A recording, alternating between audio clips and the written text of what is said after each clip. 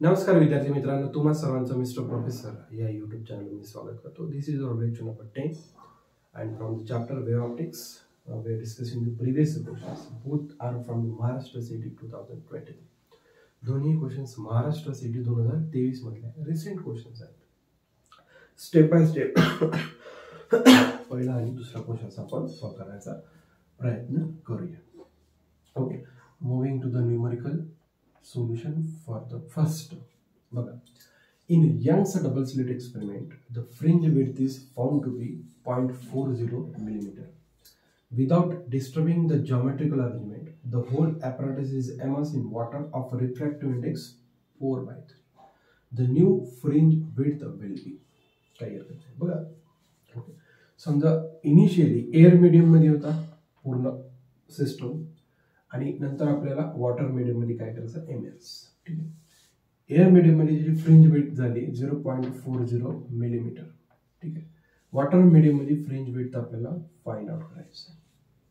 Okay, एवढ्या गोष्टी दिल्या आणि रिफ्रॅक्टिव्ह इंडेक्स ऑफ वॉटर दिलेला आहे आपल्याला 4/3. तर आपल्याला fringe width in water medium find out करायची.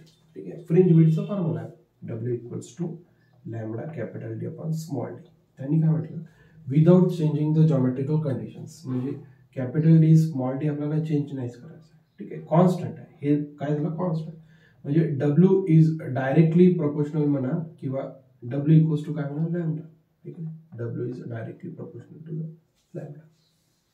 म्हणजे जी काही फ्रिंज विड्थ आहे ती सरळ सरळ आता कशावर डिपेंड आहे, लॅम्बडावर.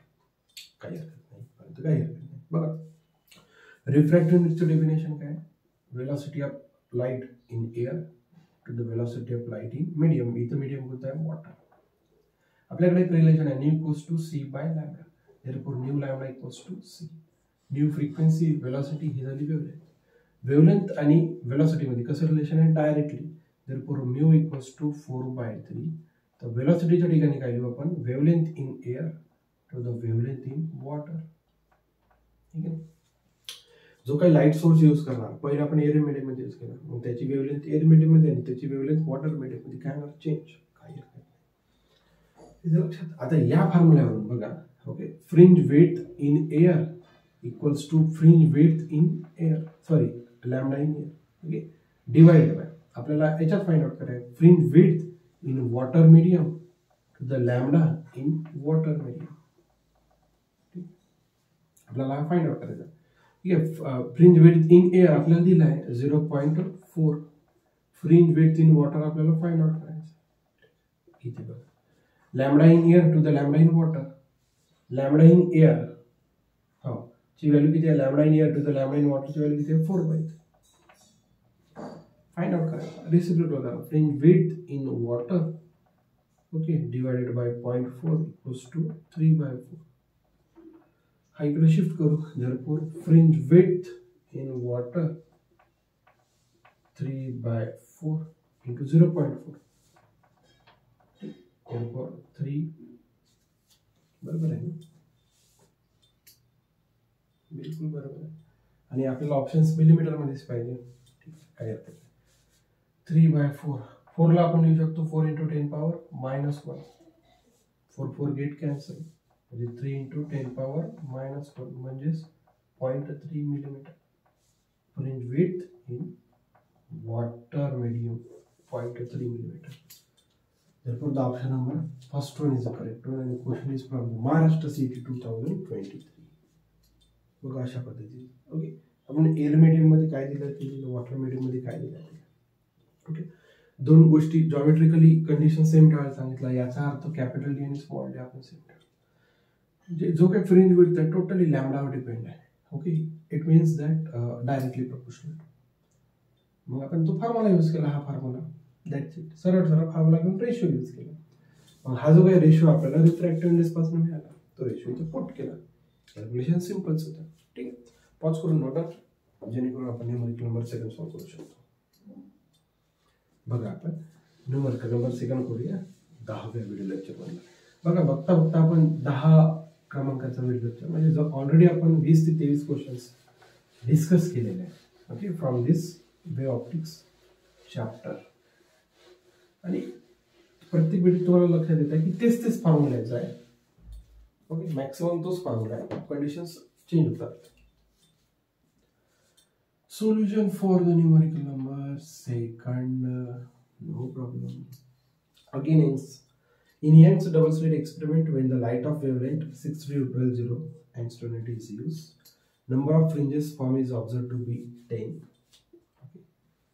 जेव्हा म्हणजे वेवलेंथ 6300 यूज केला तेव्हा नंबर ऑफ फ्रिंजेस किती भेटले? 10. In a certain region of the screen. Okay, म्हणजे जे काही नंबर ऑफ फ्रिंजेस भेटले त्या स्क्रीनवरच भेटले ना कुठेतरी. If the light of wavelength 4200 angstrom is used, the number of fringes observed in the same region of the screen will be. ठीक आहे, बघा जेव्हा वेवलेंथ λ1 इक्वल्स टू 6300 यूज केला तेव्हा नंबर ऑफ फ्रिंजेस किती होते? 10. जेव्हा वेवलेंथ किती यूज करायचं होते? 4200 angstrom तर नंबर ऑफ फ्रिंजेस विचारले.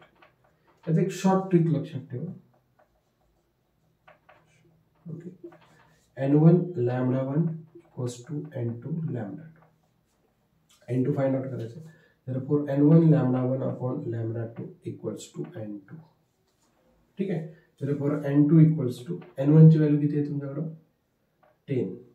λ1 किती आहे? 6300. लॅम्बडा किती आहे? 4200. ठीक आहे, n2 equals to 0000 get cancel म्हणजे 630 भागिले 42. 630 भागिले 42 एक चा भाग केला. ठीक आहे, इथे किती उरलं? 1. इथे किती उरलं? 2. इथे किती उरलं? 0. आता 42 गुणिले 5 चा भाग झाला पाहिजे. 5 2 10 0 चा 1 5 चौक 20 आणि 1 2 बरोबर आहे. 5 चा भाग म्हणजे 15. n2 इक्वल्स टू किती? 15 नंबर ऑफ फ्रिंजेस यायला पाहिजे जेव्हा वेवलेंथ आपण किती यूज करतो? 4200 angstrom. therefore the option number 31 is the correct one. The question is from Maharashtra CET 2023. हे शॉर्ट ट्रिक लक्षात ठेवा. म्हणजे बघा हा वेवलेंथ जो काही लाईट सोर्स आहे तो यूज केला, नंबर ऑफ फ्रिंजेस एवढ्या त्या स्क्रीनवर ऑब्झर्व झाला. तर जेव्हा आपण लाईट सोर्स चेंज करतो, वेवलेंथ चेंज करतो, नंबर ऑफ फ्रिंजेस किती चेंज होते? सरळ हा फॉर्म्युला लक्षात ठेवा. n1 λ equals to n2 λ2. That's it. Simple calculations. तुम्हाला जर आपला उपक्रम आवडला असेल तर नक्कीच मिस्टर प्रोफेसर या YouTube channel like share subscribe करायला विसरू नका. So thank you for watching. See in the next video.